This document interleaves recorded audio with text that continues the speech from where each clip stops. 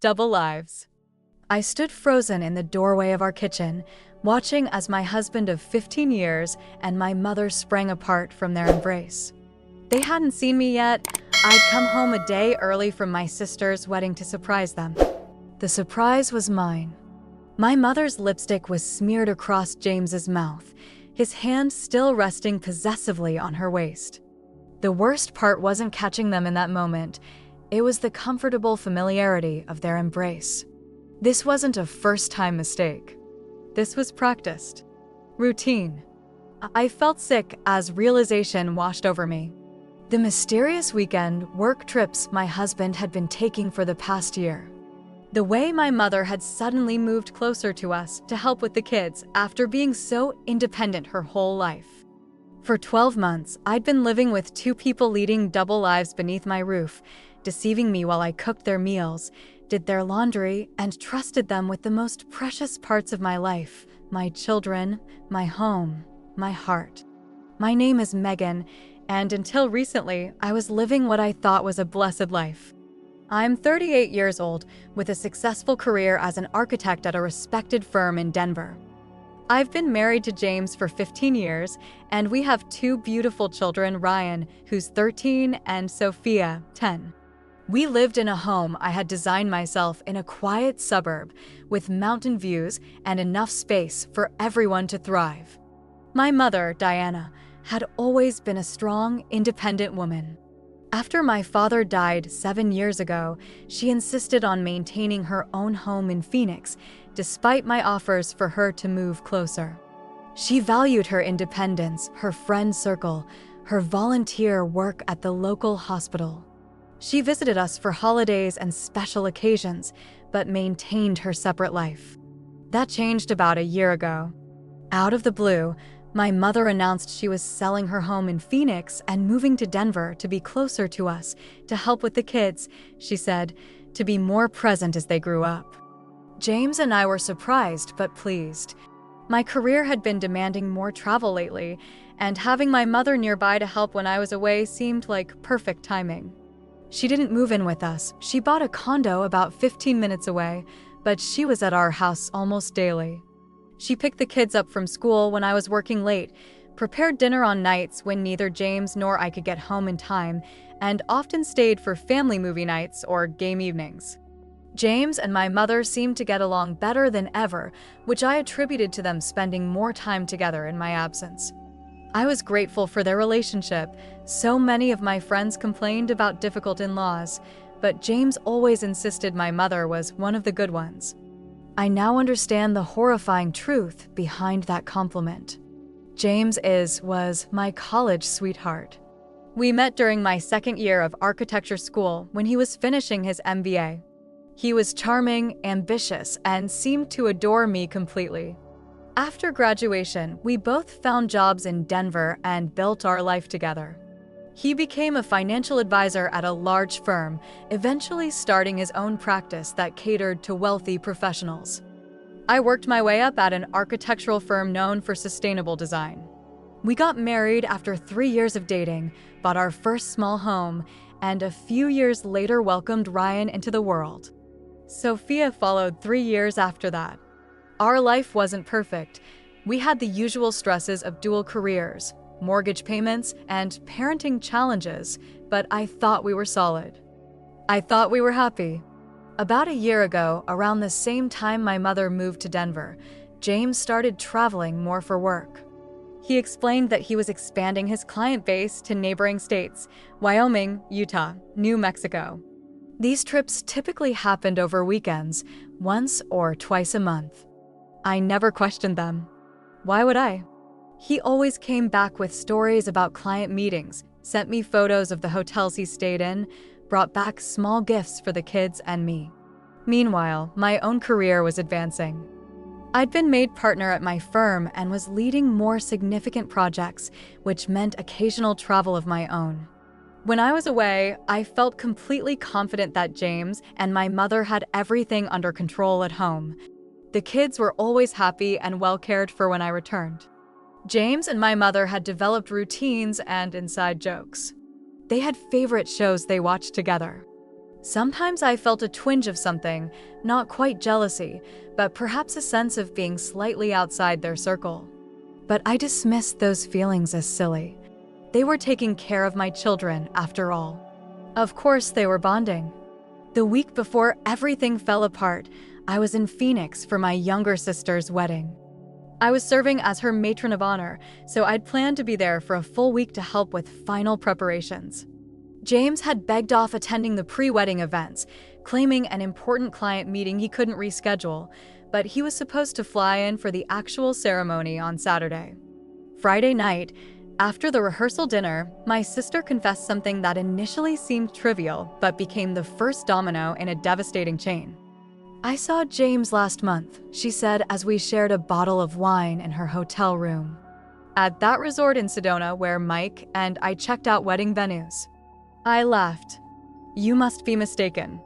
James hasn't been to Sedona." "I'm positive it was him, Meg," she insisted. "He was by the pool with an older woman." I waved, but I don't think he saw me. A cold feeling settled in my stomach. An older woman? Like a client. My sister looked uncomfortable. They seemed close. I just assumed he was there on business and didn't want to interrupt. But now I'm wondering why he didn't mention seeing me. Because he wasn't in Sedona, I wanted to say. Because he was in Santa Fe that weekend, meeting with new clients. He'd shown me photos of the hotel, brought back a piece of Native American pottery for our collection. But a nagging doubt had taken root. After my sister went to sleep, I opened my laptop and checked our joint credit card statement, something I rarely did since James handled our finances. There it was, charges from the exact resort in Sedona my sister had mentioned, from the weekend James was supposedly in Santa Fe. I called the resort, heart-pounding, and asked about a reservation under James Mitchell for those dates. The cheerful receptionist confirmed that yes, Mr. Mitchell had stayed with them in a romantic package suite with private hot tub. I barely slept that night, my mind racing through possibilities. A client relationship gone inappropriate? A long-term affair? By morning, I decided to return home immediately rather than waiting until Sunday as planned. I needed to confront James in person. I told my sister a half-truth about not feeling well and promised to be back for her wedding the next day. I caught a flight back to Denver, not telling anyone I was coming. The house was quiet when I arrived early that afternoon. James's car was in the driveway, as was my mother's. I assumed the kids were at their after-school activities. Ryan had baseball practice on Fridays, and Sophia had dance class. I entered quietly through the side door, planning to collect my thoughts in my home office before confronting James about the Sedona trip. That's when I heard the laughter from the kitchen, my mother's distinctive chuckle, followed by James's low murmur.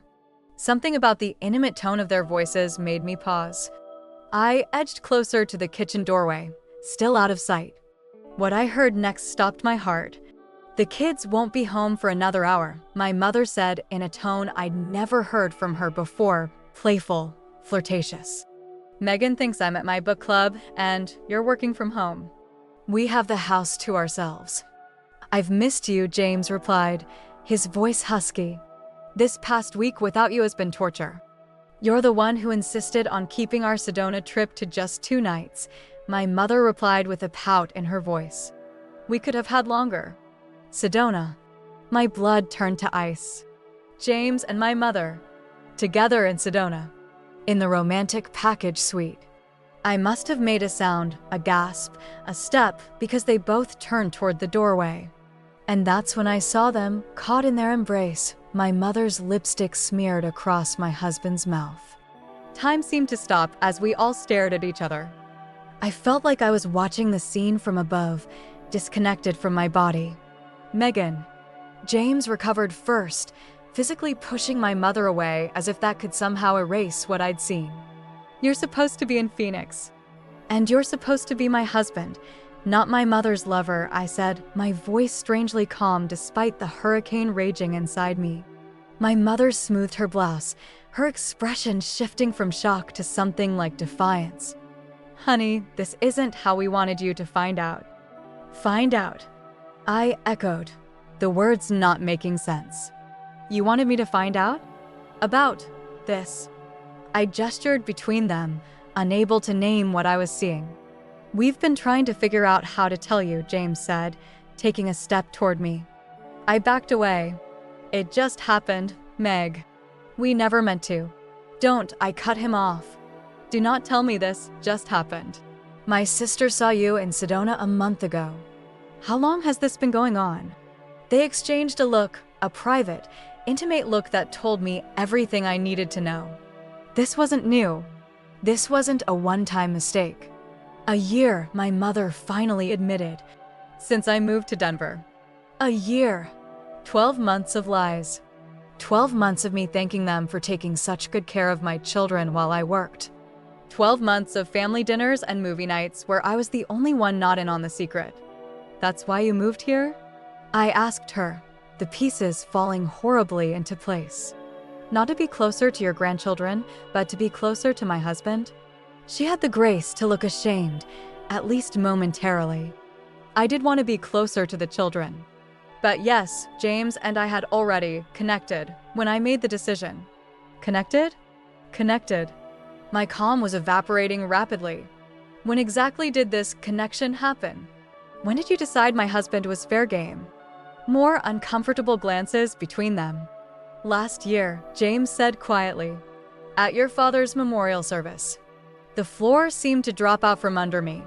My father's memorial service. While I was grieving, making arrangements, thanking people for coming, my husband and mother had been, what? Sneaking off together? Exchanging phone numbers? Planning how they would continue their betrayal? Get out, I whispered, looking at James. Pack a bag and get out of my house. Megan, please, he started. The kids will be home soon. Let's not do anything hasty. Hasty?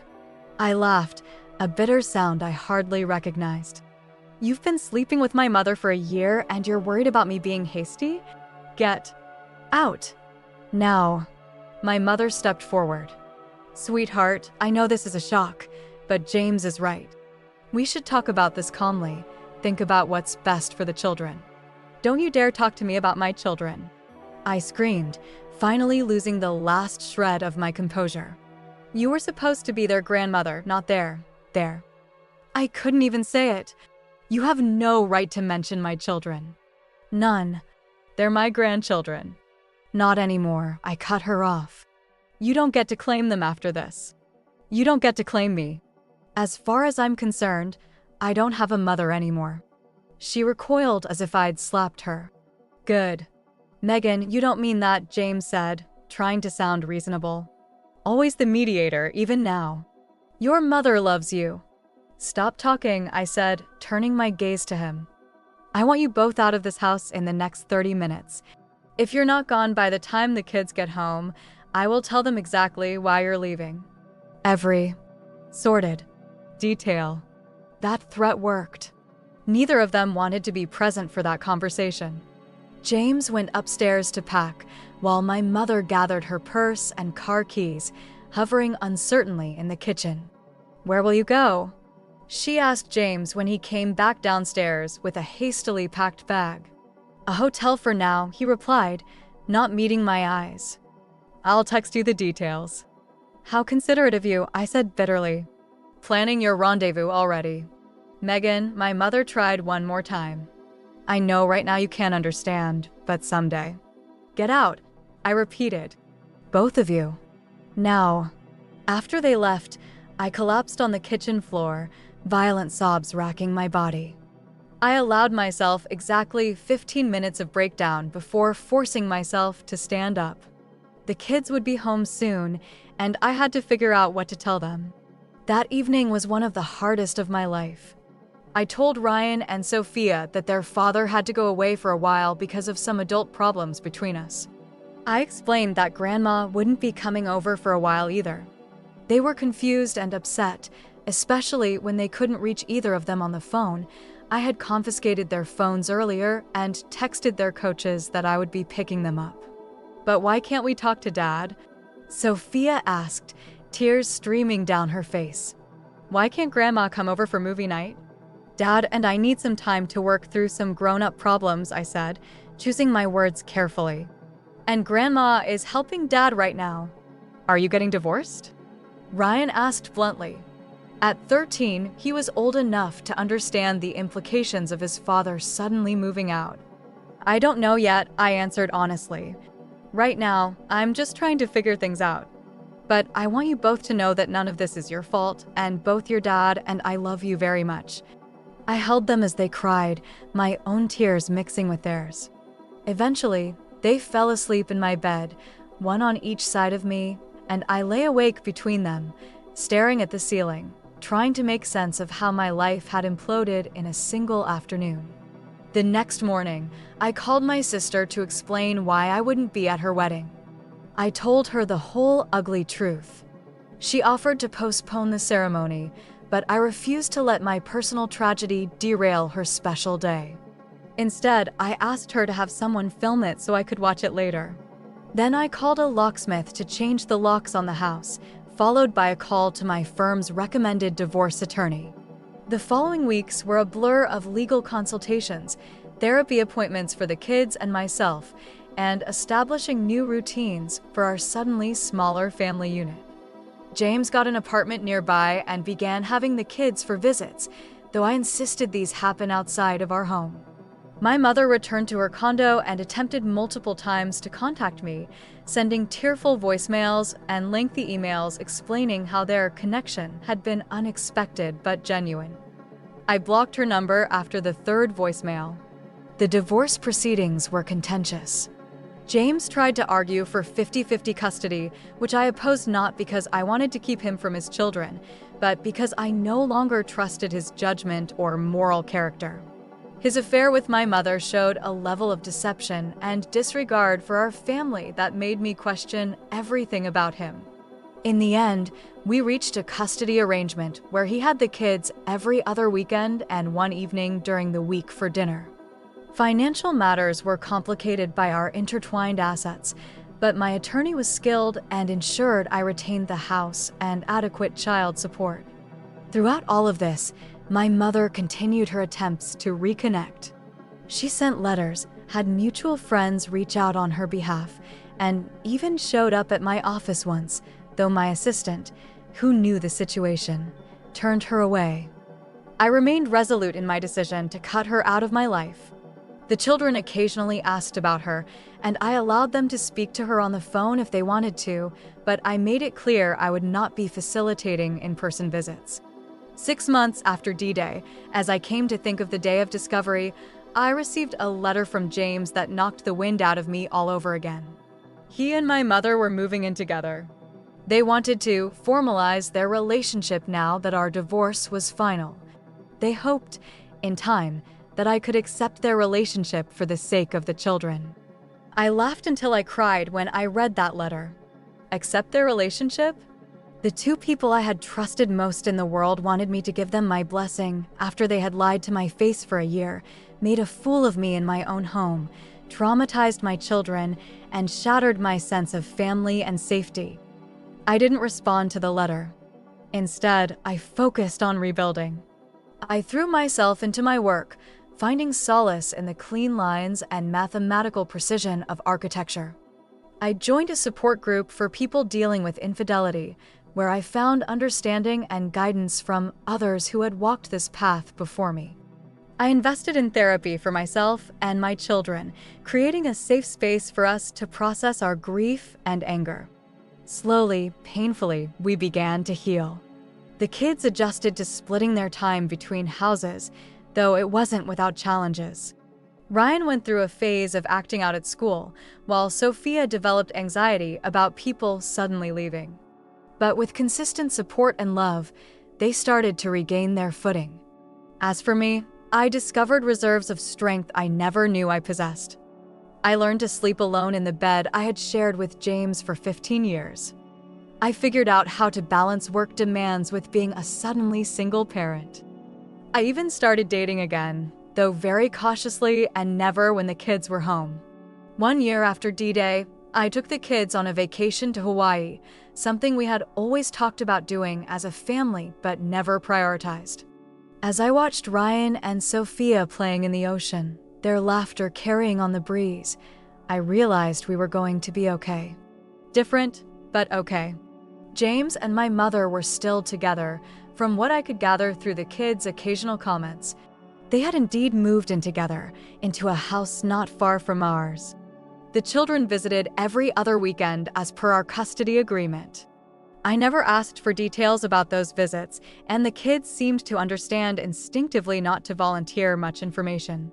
The hardest part of the whole situation was knowing that my children were spending time in a household built on betrayal. What kind of example were James and my mother setting? What lessons about loyalty, honesty, and respect were my children absorbing during those weekends? I could only counter those influences by being as honest and authentic as possible when they were with me. I never spoke ill of their father or grandmother in their presence, but I also didn't pretend that what had happened was okay or normal. When they asked questions, and they did, especially as they got older, I answered as truthfully as was age appropriate. "Did you stop loving Dad?" Sophia asked me once, about 18 months after the separation. "No, honey," I told her. "I didn't stop loving who I thought your dad was. But he made choices that hurt our family very deeply, and those choices changed our relationship in ways that couldn't be fixed. Because he loves Grandma now?" She persisted. I took a deep breath. "Your dad and Grandma made decisions that were very hurtful to me and to our family. Adults are responsible for their decisions and the consequences of those decisions. What happened between Dad, Grandma, and me is complicated adult stuff, but none of it is your fault or responsibility." She seemed satisfied with that explanation, at least for the time being. 2 years after D-Day, I received another letter, this one from my mother. James had left her for a younger woman he'd met through work. She was devastated, alone, and wanted to know if there was any chance we could reconcile now that she and James were no longer together. I read the letter several times, emotions churning within me. Part of me felt a vindictive satisfaction. What goes around comes around. Part of me felt pity for her, aging alone, abandoned by the man she'd thrown away her relationship with her daughter to be with. And a small, surprising part of me felt the ghost of my former love for her, the mother who had raised me, supported my dreams, celebrated my successes before this betrayal. After much thought and several consultations with my therapist, I wrote back a brief response. I told her I wasn't interested in reconciliation, but I was willing to meet once, in a neutral location, to say the things I hadn't been able to say 2 years ago when the wound was fresh. We met at a coffee shop downtown. The sight of her noticeably aged, her hands trembling slightly as she stirred her tea, hit me harder than I expected. This diminished woman was so different from the confident, vibrant mother I had known all my life. "Thank you for meeting me," she said, her voice small. "I'm not here to make you feel better," I replied. "I'm here because I have things to say that I need you to hear." For the next hour, I laid out exactly how her betrayal had affected me and my children. The therapy bills. The nights spent crying myself to sleep. The birthdays and holidays forever changed. The way I still sometimes woke in cold sweats from nightmares where I was invisible in my own home, while the people I loved most carried on without me. She cried quietly through most of it, offering no excuses or justifications. When I finished, she simply said, "I'm so sorry, Megan. You deserved better from both of us." It wasn't enough, nothing could be enough to erase what had happened. But her acknowledgement, free from the defensiveness and rationalization that had characterized her earlier attempts at communication, gave me something I hadn't realized I needed, confirmation that I wasn't crazy for feeling as betrayed as I did. "I don't forgive you," I told her honestly. "I may never forgive you. But I don't hate you anymore, and that's something. We didn't hug when we parted. We didn't make plans to meet again." But something had shifted inside me, a loosening of the tight knot of anger and hurt I'd been carrying for 2 years. That meeting marked a turning point in my healing journey. I felt lighter afterward, more capable of looking forward instead of constantly glancing over my shoulder at the wreckage behind me. 3 years after D-Day, I met Thomas, an environmental engineer who consulted on one of my firm's green building projects. Unlike the few men I had cautiously dated since my divorce, Thomas didn't set off any of my newly honed warning systems. He was transparent, consistent, and understanding about my trust issues and complicated family situation. When I finally introduced him to Ryan and Sophia, then 16 and 13, they were cautiously receptive. Ryan, in particular, was protective and somewhat suspicious, but Thomas won him over by simply being reliable and authentic, showing up when he said he would, taking genuine interest in Ryan's growing passion for photography, never trying too hard to be a replacement father figure. For years after D-Day, Thomas and I married in a small ceremony in our backyard, with the kids as our only attendants. James, to his credit, had settled into a more responsible co-parenting role, though his relationship with the younger woman hadn't lasted. He and I had established a civil, if distant, relationship focused entirely on the children. My mother and I never fully reconciled, but we reached a détente of sorts. She was allowed to attend important events in the children's lives, graduations, significant birthdays, though we interacted minimally on these occasions. She never visited our home, and I never visited hers. The children maintained independent relationships with her as they grew older, which I neither encouraged nor discouraged. 5 years after D-Day, I received a diagnosis that put everything in perspective: early-stage breast cancer. Facing my mortality made the betrayal I had experienced seem less all-consuming. I underwent surgery and radiation, supported by Thomas, the children, and friends who had become like family during my darkest days. During my recovery, I received another letter from my mother. She had heard about my diagnosis through the family grapevine and wanted me to know she was thinking of me. Unlike her previous communications, this one didn't ask for anything, not forgiveness, not reconciliation, not even a response. It was simply an expression of love and hope for my recovery. I didn't respond, but I didn't throw the letter away either. I tucked it into a drawer, a reminder that even in the most broken relationships, there can still be threads of genuine feeling. Today, 7 years after D-Day, my life bears little resemblance to the one I was living when I walked in on my husband and mother in our kitchen. Ryan is in college studying film production. Sophia is a high school junior with dreams of becoming a marine biologist. Thomas and I have built a life together that feels solid and true in a way my marriage to James never did, even before the betrayal. James has remarried, a woman close to his own age this time, and seems to have finally grown up. We can now sit together at school events without tension, united in our pride for our children if nothing else. My mother lives alone, her health declining. I visit her occasionally now, brief, contained visits where we talk about the weather, the children, current events. We never discuss the past. Some wounds don't need to be reopened to be acknowledged. As for me, I've found a peace I never thought possible in those early, raw days of discovery. The betrayal no longer defines me or my relationships. It's a chapter in my story, not the whole book. If you're in the midst of a similar betrayal right now, reading this and wondering how you'll survive, please know this: you will. The pain changes shape over time. It becomes less acute, more of a dull ache that occasionally flares, but no longer consumes. You will laugh again. You will trust again, starting with trusting yourself and your own judgment. You will build something new from the ashes of what was destroyed. I won't say I'm grateful for what happened, that would be a lie. But I am grateful for who I've become through surviving it. Stronger, more authentically myself. More appreciative of genuine connection and honest love. The double lives my husband and mother were leading destroyed what I thought was my perfect life. But from that destruction emerged a different life, one built on a foundation of hard-won wisdom, genuine relationships, and the knowledge that I can survive even the most profound betrayal. And so can you.